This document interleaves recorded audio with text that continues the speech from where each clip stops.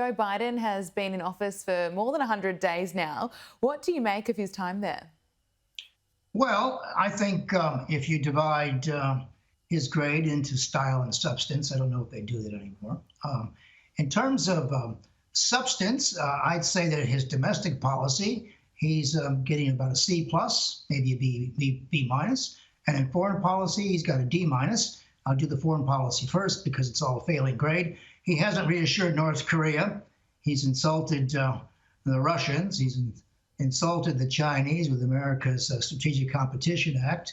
And he hasn't moved very far on immigration policy. So in much of his domain where he could do something, he hasn't been able to do it. Now, in domestic policy, he's been more successful. On foreign policy, Joe Siracusa, do Americans there care about that? Is that a big concern of theirs?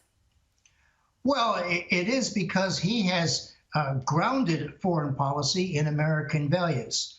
Americans who are concerned about Alexei Navalny and his human rights treatment, if they're concerned about human rights around the world or what the Chinese do to the Uyghurs or in Hong Kong or other places like that, many Americans are committed to human rights. And Biden's one of these guys who's driving his foreign policy by leading it with the human rights issue, which is something that's very typical of the past, not typical of most Republicans who put human rights on the back burner. They don't say it's unimportant. They just don't let it drive policy.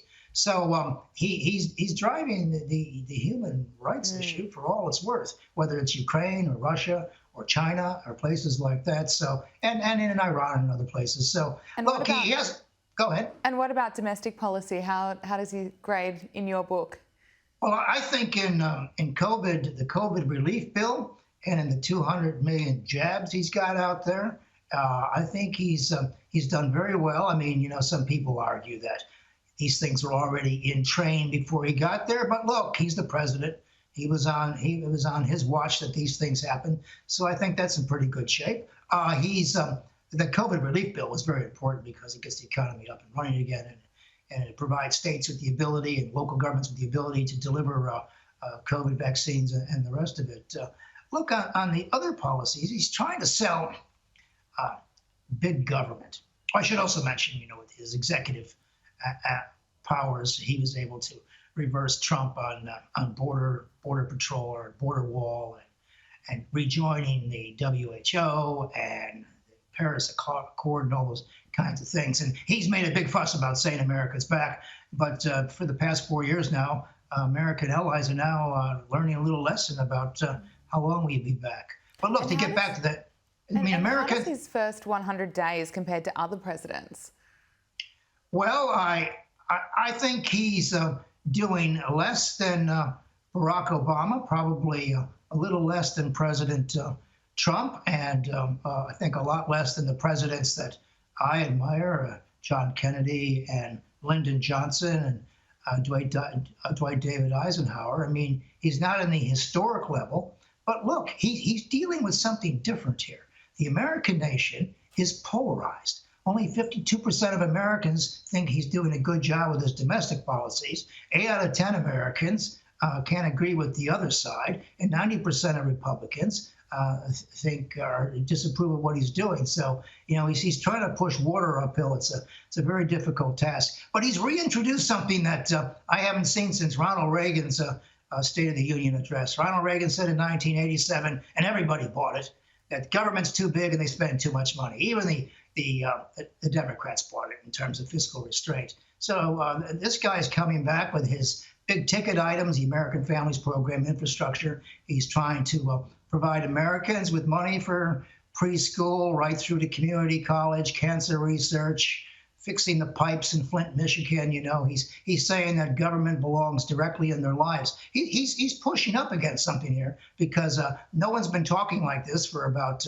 34 years. Does he have the mandate to do this? Probably not. Is he satisfying his own party? Probably yes. You can see that the left wing of his party, and everyone in the left wing is just a simple old liberal, they want him to do more, particularly get rid of those student debts that American kids, like Australian kids, are carrying about $1 trillion in debt when they get out of university. So there's more that he can do that he hasn't done. But look, in terms of domestic policy, I'm going to give him a C plus. In terms of its foreign policy, that is his failure to get the Chinese, the Iranians, the North Koreans, and the Russians off the dime, I'm going to give him a D minus because the world he inherited was dangerous and uncertain. And under Joe Biden, the world is still a little dangerous and uncertain. So he hasn't relieved any of these great problems, and I think he's exacerbated them. Joe Siracusa, we are almost out of time, but just quickly, it has been 10 years since the man's most wanted terrorist was killed, Osama bin Laden. Looking back, what stands out to you about that time in history? Well, I mean, the 9/11 inaugurated the war on terrorism, which every nation in the world got engaged in. You know, America, the national military-industrial complex, which was didn't have anti-communism to riff off of anymore, geared themselves for the war on terror, and the intelligence agencies got together, and the security agencies got together. Americans spent $85 billion a year on intelligence agencies to avoid the next 9/11. Come to think of it, all the intelligence agencies up to that time are supposed to avoid the next Pearl Harbor, so they haven't done a very good job. Look, the world has was subjected to the worst kinds of terrorism, and it hasn't gone away. It's not going away. It's metastasized in some places. Boko Haram and other places, other terrorists in Africa are on the rampage. I'm sure we're going to see it again. And now we go back to the question of, is leaving Afghanistan a good idea?